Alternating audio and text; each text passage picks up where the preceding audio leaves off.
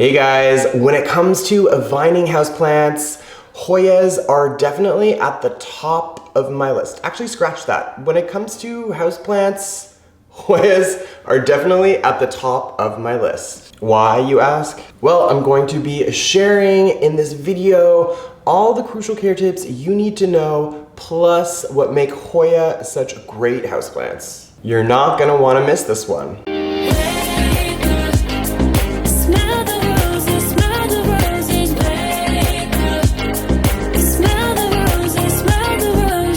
First off, let me tell you why Hoya make fantastic houseplants. They are easy care houseplants that are low maintenance, and you know what that means. They can handle a little bit of neglect in terms of lower light conditions, as well as the soil drying out a little bit. So they have these unique, gorgeous looking flowers that come in the form of an umbel, and I'll explain that if you're not familiar with that term. And the flowers can be fragrant, and they can come in a huge variety of different colors. Also, these are climbing and vining plants. That means they are incredibly versatile as a houseplant. You can throw them in a pot on a shelf, or you can have them in a hanging baskets. You can stake them. There are a ton of options. But wait, that's not all. There's more. There are a huge amount of Hoya varieties, and that means there's something for everyone. There are variegated Hoya like this Hoya Carnosa Crimson Queen or tricolor, with these green, thick, succulent-like leaves with this creamy kind of white color and green. There is the Hindu rope plant known as the Hoya Carnosa Compacta. Now this one has these folded leaves that look crinkled in a way, and that very sort of folded in nature gives it that appearance of rope. And I also have here this Hoya Pubicalyx, which I believe is the Royal Hawaiian Purple variety. Once you understand how amazingly beautiful the Hoya flowers are, you are going to get the Hoya bug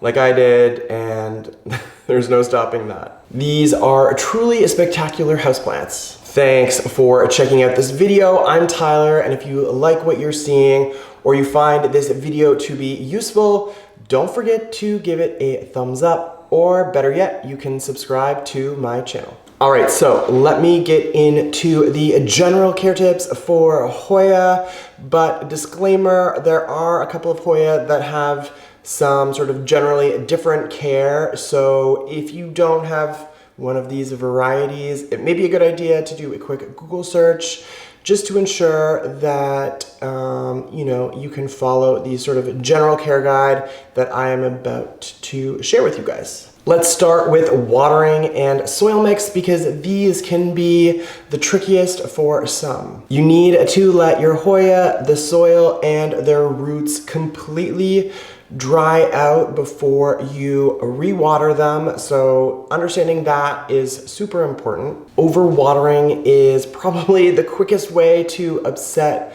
your Hoya, and there's definitely no need for any Hoya premature death. Now, this is directly related and will have a direct impact on the type of soil mix that your Hoya wants and your Hoya needs. Now, for my Hoya, I've used a chunky sort of bark mix with some perlite and peat moss, and I would say I've used probably generally even ratios of each of these three things. Now, this soil mix will ensure that your Hoya, the Hoya roots basically have a really good drainage, good aeration, and this is what is going to allow for the roots and that soil mix to really dry out in between waterings. Pro tip, if you also use a terracotta pot, that will help wick away any excess moisture.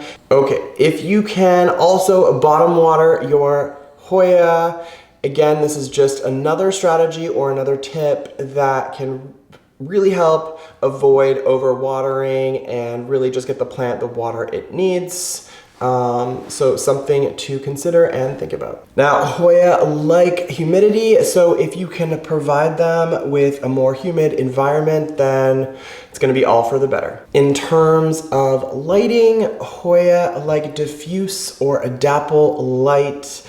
And to translate that into layman terms, what that means is they thrive in bright indirect light. So you're definitely not going to want to place these plants directly in a south-facing window. However, if you do inset them or push them back from that south-facing window, then that can really be the type of spot when it comes to lighting that is best and that works best for these plants. Good lighting is also going to help increase the chances of flowering, so all something to consider. But again, to not sound like a crazy person, remember lighting can really impact the watering and the amount of watering you do. So just if you can, and if you're at that stage in your house plant, you know, I don't even know what I'm talking about, but you know what I mean. If you're at that stage with your houseplants, then, and you're able to think about that, then it's really something you should be considering. Now, I use a granular fertilizer, those little pearls, when it comes to fertilizing my Hoya. Now, Hoya they're definitely not light feeders, but they're definitely not heavy feeders either. So they're kind of in that in-between space, moderate feeders. So you know, that's great to know. And I think at the end of the day, when it comes to fertilizer, less is definitely more. So something to keep in mind. One drawback to Hoya is that the mealybugs love them. So there are some things you can do, and that starts when you are picking up your plant at the nursery or wherever you're buying it. What I would recommend is giving it a really good look over, giving it a look on the top of the leaves, under the leaves, you know, give your plant a really good looky-loo.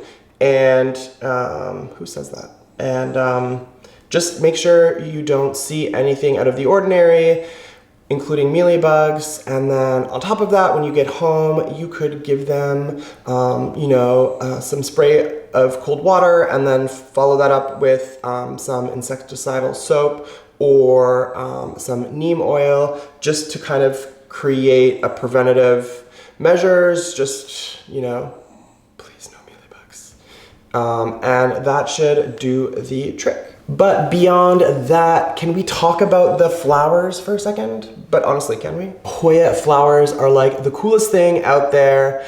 Now, they come in these sort of groupings called umbels, and they have these little star-shaped flowers that kind of have like a waxy look to them, and they're just absolutely incredible. Many Hoya flowers are scented, and that's an added bonus. Well, I hope that answered any questions you may have regarding Hoya. If not, don't hesitate to sound off in the comments down below. That's it for me. Oh yeah, don't forget to give this video a thumbs up or hit that subscribe button. Miss you guys already. Until the next one.